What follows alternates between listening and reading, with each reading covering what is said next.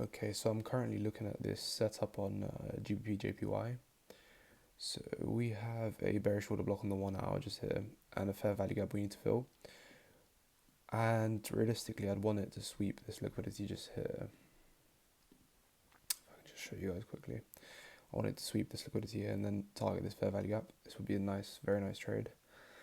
But I'm not sure how probable it will be. The setup's clean in my opinion. And we have reacted of a 1 minute bullish fair value gap. Went a bit under, came back up. So realistically, I'd want it to sweep these levels here and then enter based off the bearish order block, the liquidity sweep, and hopefully we create a fair value gap, come back into it, and then I'll enter. That would be a nice confirmation trade. But yeah, I'll update you guys as we progress. This is what I have my eye on right now.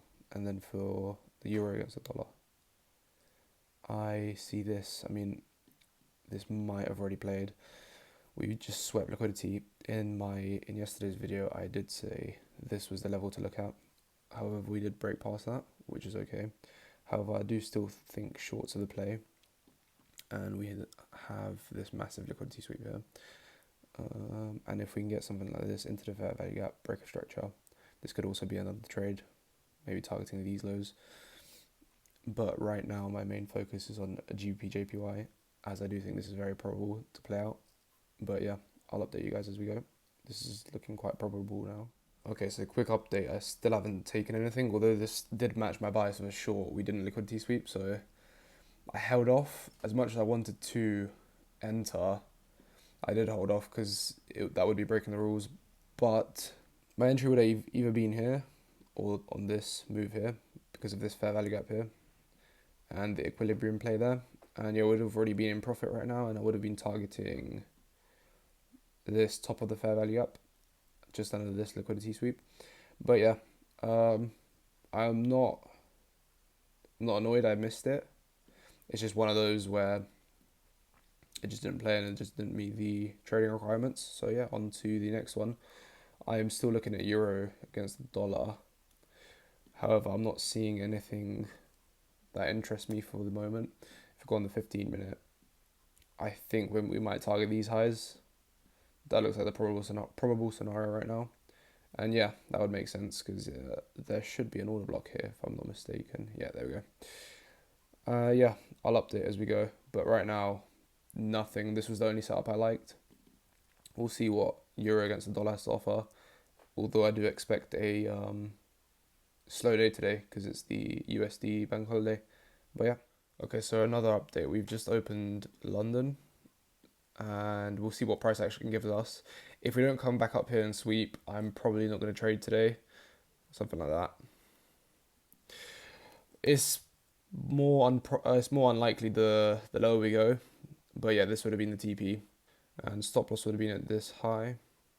I think my stop loss was 24 pips. So it would have been just here, I guess. And yeah, the TP would have been right down here. TP1 would have been just here. And TP2 would have been just here. So it was a 1.5 risk reward. Not bad in my opinion for entering this late. If this was a liquidity sweep, I would have entered around here. So the risk to reward would have been a lot better, 2.5.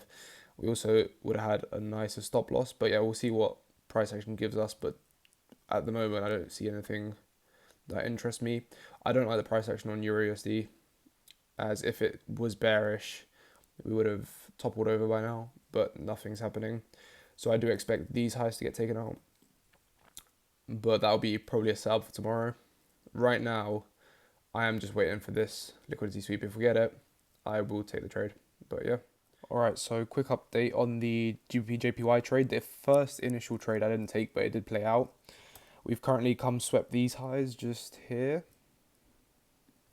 And I've entered off the 5-minute fair value gap just here. We had a fair value gap just here. And we broke structure, and then my entry was just there. And currently I'm running around $61 in profit. I don't know if you can see, but I'll put it on the screen if whatever happens to the position.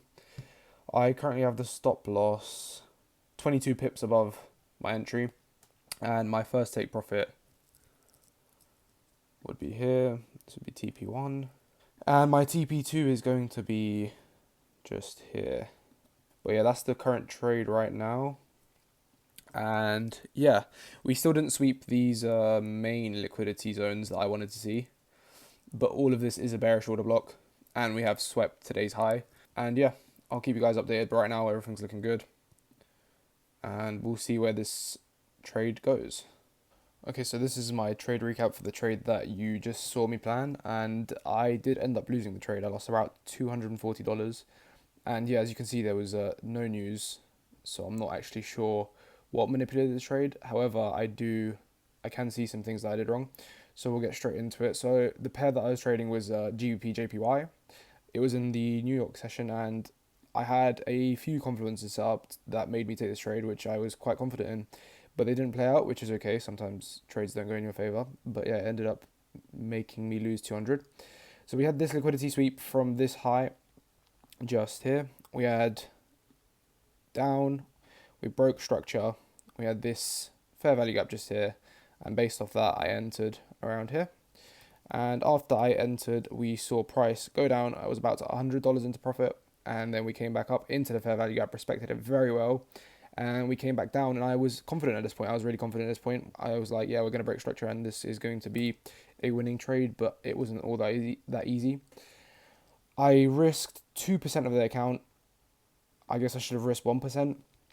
I can my trading rules allow me to risk 1 to 3%, and I chose to risk 2% on this trade. And yeah, I did follow my plan in terms of TA and price action. However, I did not follow my plan because this is not a pair I usually trade.